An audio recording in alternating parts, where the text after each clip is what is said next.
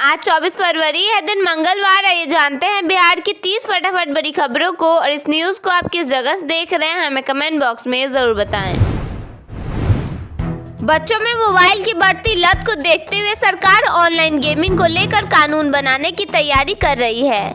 इस संबंध में मंत्री श्रेयसी सिंह ने विधानसभा में जानकारी देते हुए कहा कि बच्चों को गेमिंग की लत से बचाने के लिए नियामक प्रावधान लागू किए जाएंगे। आईपीएस अधिकारी सुनील नायक को अदालत से राहत मिली है। कोर्ट ने उन्हें ट्रांजिट रिमांड देने से इनकार कर दिया। जानकारी के अनुसार आंध्र पुलिस बिना वारंट गिरफ्तारी के लिए पहुंची थी। वहीं आईजी पर पूर्व सांसद की हत्या के प्रयास का मामला दर्ज बताया गया है। मधेपुरा में ऑनर किलिंग का मामला सामने आया है। बिन ब्याही मां बनी युवती के नवजात की हत्या कर दी गई। आरोप है कि पिता और चाचा ने मिलकर बेटी की जान ले ली।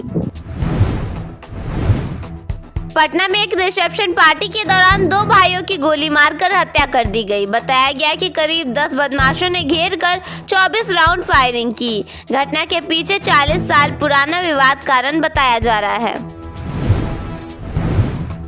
सांसद पप्पू यादव के बीजेपी में शामिल होने की चर्चा है। गोड्डा के सांसद निशिकांत दुबे ने दावा किया कि वह पार्टी में आना चाहते हैं। इस पर पूर्णिया सांसद ने कहा कि वह उनकी पैदाइश से पहले से सांसद हैं।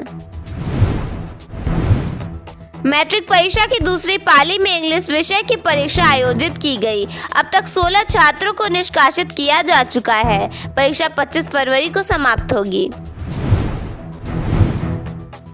गया जिले में वांटेड आरोपी को पकड़ने पहुंची एसटीएफ टीम पर हमला कर दिया गया। इस हमले में 3 जवान घायल हुए, जिनमें 2 के सिर फट गए। ग्रामीणों ने जवानों की सर्विस पिस्टल भी छीन ली।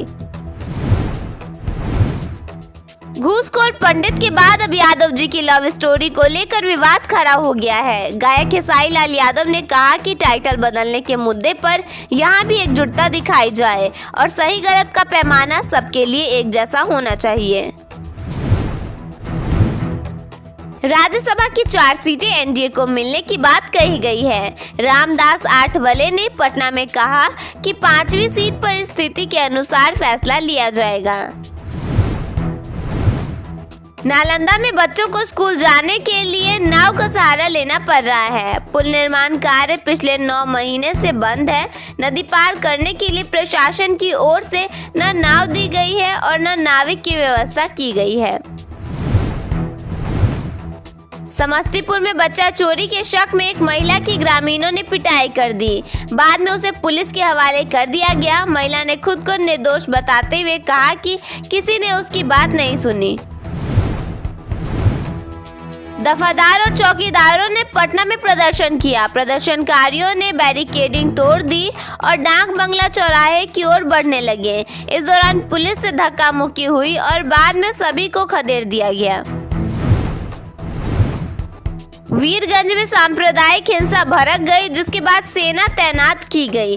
पथराव और लाठीचार्ज में कई लोग घायल हुए। इसका असर रक्सौल बाजार पर भी पड़ा, जहां लोगों की आवाजाही कम हो गई। छपरा में एंकर द्वारा आपका रेट क्या है पूछे जाने पर सिंगर निशा उपाध्याय भड़क गई। वह एंकर को सैंडल से मारने दौड़ी और नाराजगी जताते हुए कहा कि रेट बताने वाले कौन होते हैं। बिहार में अगले 3 दिनों तक अधिकतम तापमान में 2 से 3 डिग्री सेल्सियस तक और बढ़ोतरी हो सकती है। फरवरी के अंत तक दिन का तापमान 33 डिग्री सेल्सियस के पार पहुंच सकता है।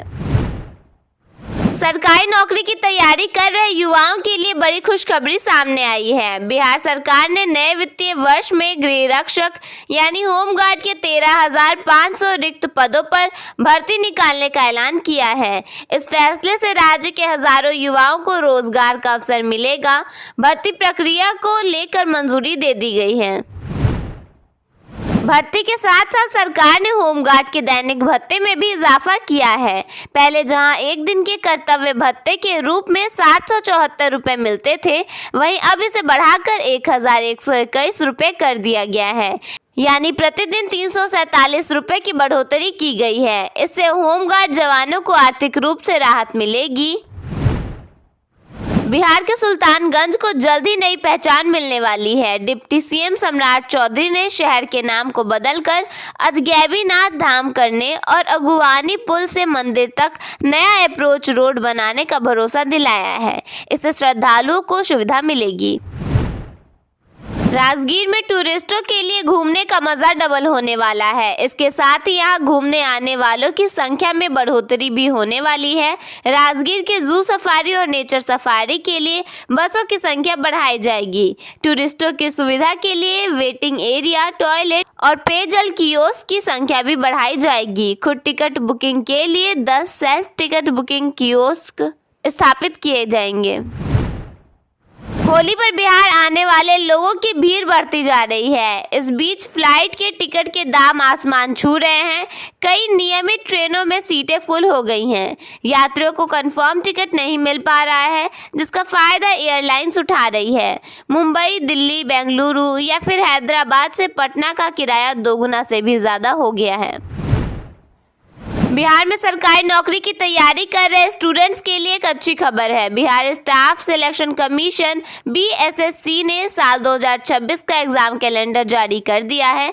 BSSC ने इस भर्ती के माध्यम से कुल 35,000 से ज्यादा पोस्ट पर वैकेंसी निकाली है।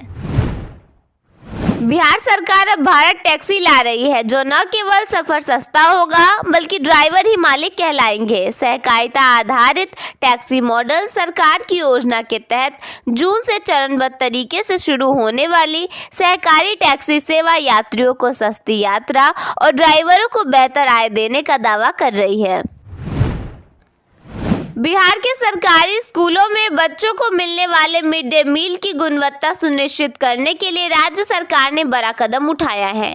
शिक्षा विभाग के MDM निदेशालय ने आद्री के साथ समझौता किया है, जिसके तहत राज्य भर में भोजन की गुणवत्ता प्रबंधन और रसोई व्यवस्था की जांच की जाएगी। बिहार पुलिस को आधुनिक और स्मार्ट बनाने की दिशा में राज्य सरकार ने नई पहल की है। उप मुख्यमंत्री सह गृह मंत्री सम्राट चौधरी ने बिहार पुलिस सप्ताह के उद्घाटन पर कई अहम योजनाओं का ऐलान किया है, जिनमें पुलिस लाइनों में हाई स्कूल खोलना, पुलिस दीदी पहल शुरू करना और अपराध नियंत्रण में आर्टिफिशियल इंटेलिजेंस का उपयोग शामिल है।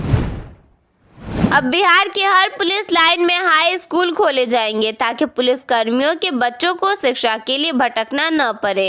इसके साथ ही महिला सुरक्षा को एक नया आयाम देने के लिए पुलिस दीदी पहल और अपराध अनुसंधान को सटीक बनाने के लिए आर्टिफिशियल इंटेलिजेंस को शामिल करने का बड़ा निर्णय लिया गया है।